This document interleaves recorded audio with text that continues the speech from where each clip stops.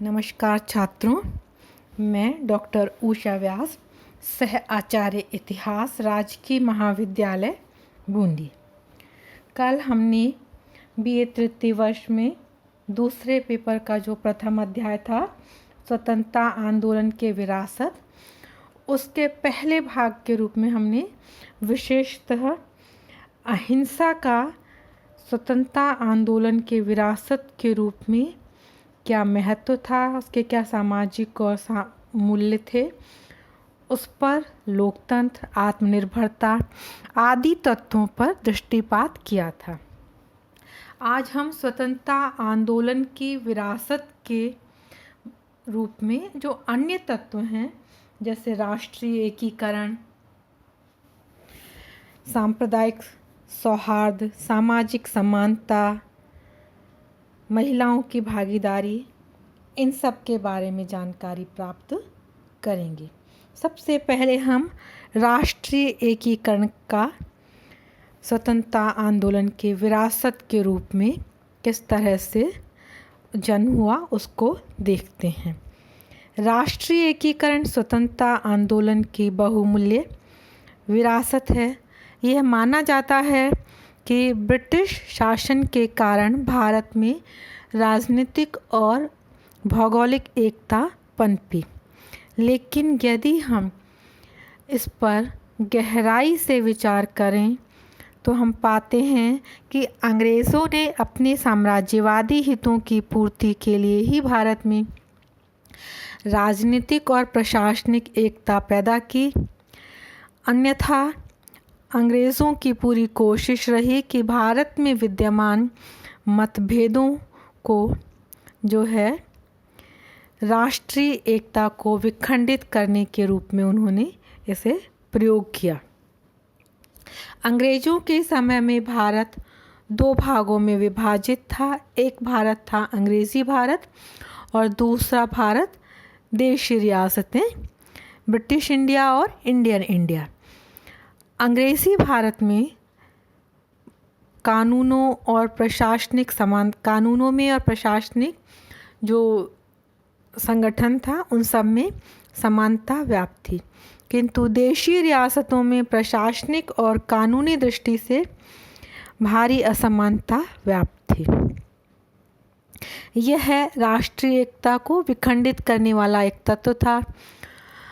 1857 के विद्रोह में हिंदुओं और मुसलमानों ने समान रूप से भाग लिया था। इसीलिए इसके पश्चात अंग्रेज़ों का यह प्रयास रहा कि इन दोनों संप्रदायों में फूट डाली जाए और इसने राष्ट्रीय एकता को विखंडित करने का कार्य किया। जब स्वतंत्रता आंदोलन कांग्रेस के नेतृत्व में संचालित हुआ तो यह महसूस किया गया कि राष्ट्रीय एकता को मजबूत करने का कार्य प्रारंभ किया जाना चाहिए और इसमें कांग्रेस का जो अखिल भारतीय स्वरूप था वो सहायक सिद्ध हुआ। कांग्रेस के कार्यकर्ता देश के विभिन्न भागों से थे। उनमें आपस में सहयोग और आत्मीयता की भावना जागृत हुई।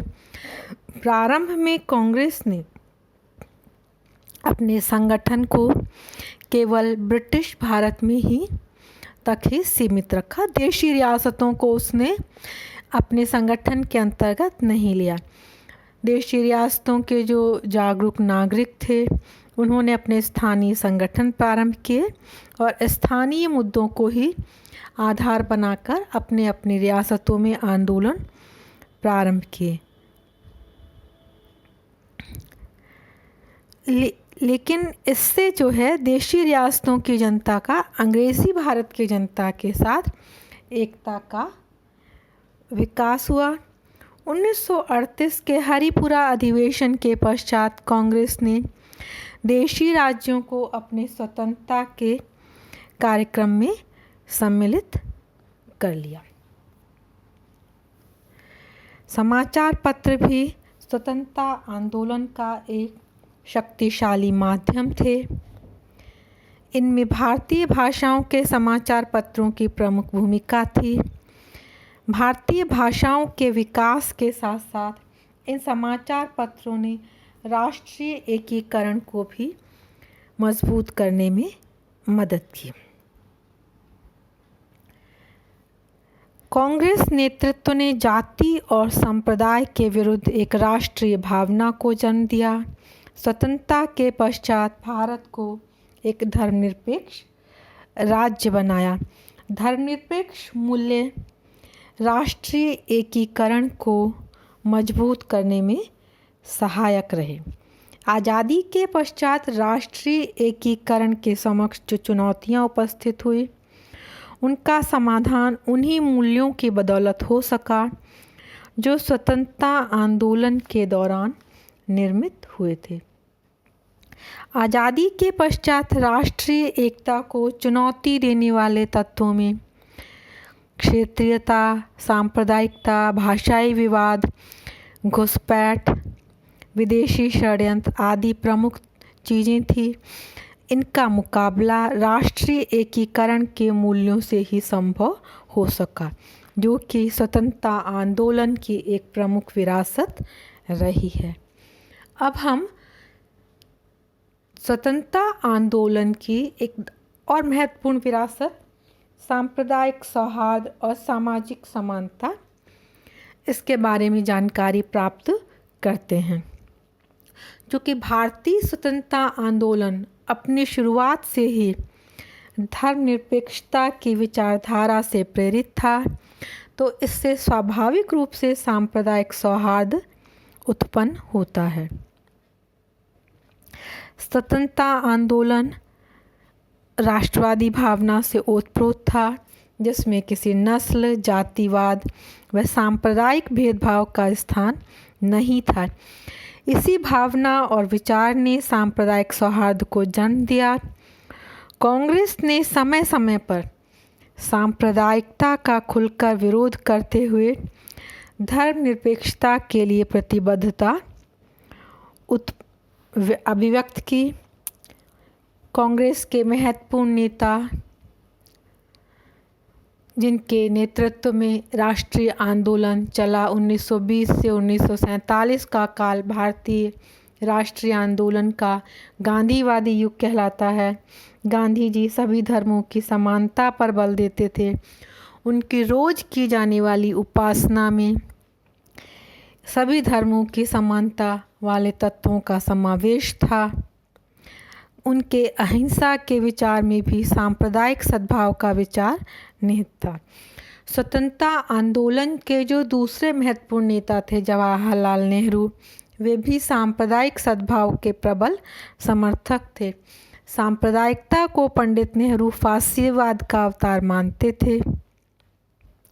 यह एक बहुत उल्लेखनीय और महत्वपूर्ण बात है कि स्वतंत्रता आंदोलन के प्रमुख नेताओं और संगठनों ने कभी धर्म के नाम पर लोगों से अपील नहीं की।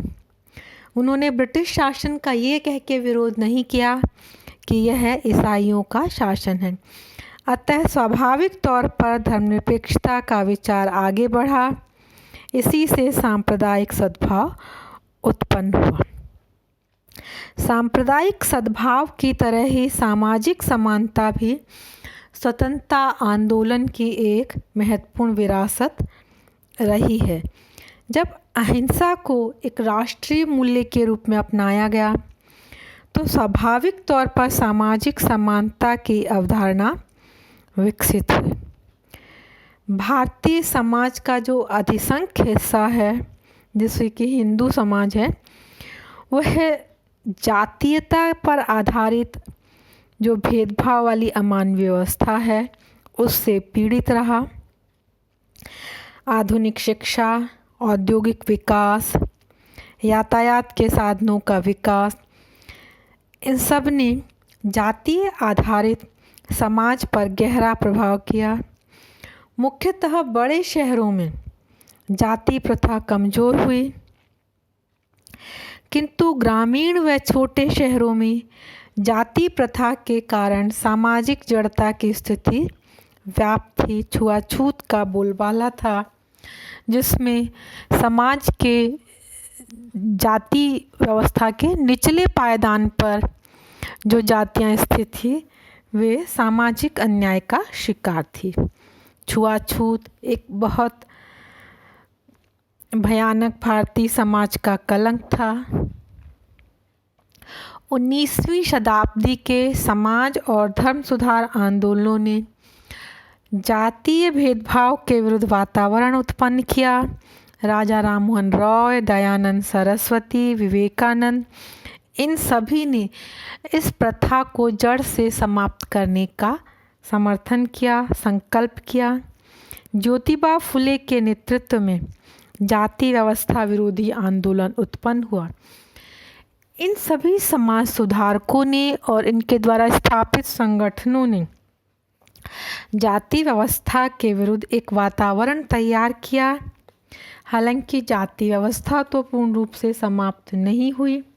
ये जाति व्यवस्था राष्ट्रीय एकता के मार्ग में बाधक थी। अतः कांग्रेस की स्थापना के पश्चात इसे छुआछूत और जाति वैमनस्य को समाप्त करने के लिए जो प्रयास थे उनमें तेजी आई। इन सब ने सामाजिक समानता की दिशा में सकारात्मक पहल हुई।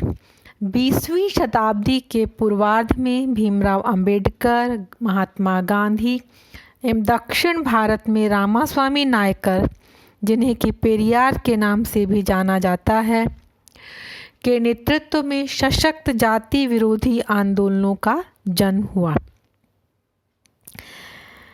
गांधी जी ने महत्वपूर्ण भूमिका निभाई। उनके नेतृत्व छुआछूत को भारतीय समाज का कलंक मानते थे। गांधी के नेतृत्व में हरिजनों के मंदिर प्रवेश का आंदोलन चलाया गया। दलित आंदोलनों का मुख्य उद्देश्य दलितों के लिए सामाजिक समानता प्राप्त करना था।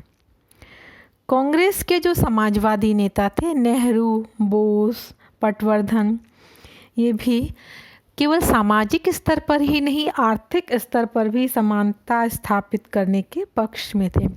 इन्हीं की तरह जो भारत में साम्यवादी दल थे, उन्होंने जाति प्रथा का प्रखर विरोध किया, क्योंकि वे जाति प्रथा को शोषण आधारित व्यवस्था का साधन मानते थे। अतः सामाजिक शोषण को समाप्त करके सामाजिक समानता स्थापित करना मुख्य उद्देश्य था। सामाजिक समानता और समतावादी समाज के निर्माण के लिए समर्पित स्वतंत्रता आंदोलन ने असमानता के प्रत्येक स्वरूप का विरोध किया, जिसमें जाति पर आधारित भेदभाव और शोषण प्रमुख थे। 1940 के पश्चात सामाजिक समानता का मुद्दा अधिक लोकप्रिय हुआ। 1950 में जब भारतीय संविधान लागू किया गया तो इसमें छुआछूत को एक अपराध घोषित कर दिया गया। इस प्रकार शिक्षा व सामाजिक चेतना के उदय, राष्ट्रीय आंदोलन के प्रयासों से जहां नागरिकों ने स्वेच्छा से सामाजिक समानता को अपनाया, वहीं संविधान ने सामाजिक समानता को वैधानिक रूप प्रदान किया। अतः सामाजिक समानता स्वतंत्रता आंदोलन की अनमोल विरासत कही जा सकती है। अब हम हमारे अध्याय के एक महत्वपूर्ण भाग स्वतंत्रता आंदोलन में के द्वारा महिला उत्थान और उसमें महिलाओं की भागीदारी पर आते हैं। भारतीय नारी सदियों से शोषण और दमन का शिकार रही है। भारतीय समाज की पुरुष प्रधान व्यवस्था के कारण महिलाओं की सामाजिक, आर्थिक और राजनीतिक क्षेत्र में भागीदारी नगण्य थी। अतः महिला उत्थान और राष्ट्रीय जीवन में महिलाओं की भागीदारी स्वतंत्रता आंदोलन की एक बहुत महत्वपूर्ण विरासत है। महिला उत्थान की दिशा में सबसे प्रथम सशक्त प्रयास हुआ था ब्रह्म समाज और इनके नेता राजा राममोहन रॉय के नेतृत्व। राजा राममोहन रॉय ने कन्यावध को गैर कानूनी करार दिलवाना, सती प्रथा को अमानुषिक बताना, उस पर कानूनी रोक लगवाना, बाल विवाह का विरोध करना, विधवा विवाह का समर्थन करना, इन सभी बातों के द्वारा महिलाओं के उत्थान में बहुत महत्वपूर्ण योगदान दिया। इसी की तरह महिला शिक्षा को प्रोत्साहित करने में भी उनकी महत्वपूर्ण भूमिका रही। उन्होंने पर्दा प्रथा, दहेज प्रथा, बहुपत्नी प्रथा, अनमेल विवाह आदि का भी खुलकर विरोध किया। कुल मिलाकर महिला उत्थान की नींव राजा राममोहन रॉय ने डाली। इनके पश्चात आर्य समाज, रामकृष्ण मिशन, प्रार्थना समाज, सत्यशोधक समाज, इन सभी ने महिलाओं के विकास में बाधक अमानवीय परंपराओं का विरोध किया। कांग्रेस की स्थापना के पश्चात महिलाओं की सार्वजनिक और राष्ट्रीय जीवन में भागीदारी बहुत तीव्र गति से बढ़ी। गांधी युग में यह भागीदारी और तेज़ गति से बढ़ी। गांधी सदैव महिला उत्थान के पक्षधर थे। वे स्त्रियों को पुरुषों के समान अधिकार और आज़ादी देने के समर्थक थे। वे मानते थे कि स्वदेशी आंदोलन में महिलाएं जितनी सहायता कर सकती हैं उतनी पुरुष नहीं कर सकते। विदेशी वस्तुओं के बहिष्कार में स्त्रियां प्रमुख भूमिका निभा सकती हैं। अतः महिलाओं की सहायता के बिना भारत को स्वराज्य नहीं मिल सकता। सत्याग्रह और अहिंसा का पालन महिलाएं अधिक संयम और धैर्यपूर्वक कर सकती हैं। गांधी जी ने बाल विवाह, अनमेल विवाह, दहेज प्रथा, पर्दा प्रथा आदि का विरोध किया। स्त्री शिक्षा, विधवा विवाह, पुनर्विवाह, स्त्री पुरुष समानता का जमकर दृढ़ता से समर्थन किया। और गांधी के विचार ही स्वतंत्रता आंदोलन के मूल विचार थे। असहयोग आंदोलन, सविनय अवज्ञा आंदोलन, भारत छोड़ो आंदोलन, इन सभी में महिलाओं ने सक्रिय भूमिका निभाई। केवल इनमें ही नहीं, महिलाओं ने क्रांतिकारी जो आंदोलन था उसमें भी महत्वपूर्ण भूमिका निभाई। आंदोलनों में महिलाएं जेल तक गई। इस तरह से स्वतंत्रता आंदोलन में निभाई सक्रिय भूमिका ने भारत के राजनीतिक जीवन में ही नहीं बल्कि संपूर्ण क्षेत्रों में महिला भागीदारी को बढ़ाया। समानता की भावना लिंग भेद के विरुद्ध थी एवं स्वतंत्र भारत के संविधान ने महिलाओं को पुरुषों के समान अधिकार दिए। इस तरह से छात्रों, अब हमने पहले भाग और दूसरे भाग इन दोनों के माध्यम से हमने यह देखा कि भारतीय स्वतंत्रता आंदोलन की क्या क्या विरासत रही। एक बार हम संक्षेप में पुनः यह देख लेते हैं। स्वतंत्रता आंदोलन की विरासत के रूप में सबसे महत्वपूर्ण है अहिंसा और उसके सामाजिक और सांस्कृतिक मूल्य। तत्पश्चात राष्ट्रीय एकीकरण, उसके पश्चात सांप्रदायिक सौहार्द और सामाजिक समानता, फिर स्वतंत्रता आंदोलन में महिला भागीदारी जिसके कारण कि महिलाओं का उत्थान हुआ और भारतीय संविधान में भी उनको समानता के अधिकार दिए गए। एक और जो महत्वपूर्ण तत्व है वो है लोकतंत्र और आर्थिक आत्मनिर्भरता, जो कि भारतीय स्वतंत्रता आंदोलन की महत्वपूर्ण विरासत रही है। धन्यवाद। अब हम आपके अगला जो अध्याय है वो है देशी रियासतों का विलय, राज्यों का पुनर्गठन एवं विस्थापितों का पुनर्वास। इसको हम अगले अध्याय में अध्ययन करेंगे।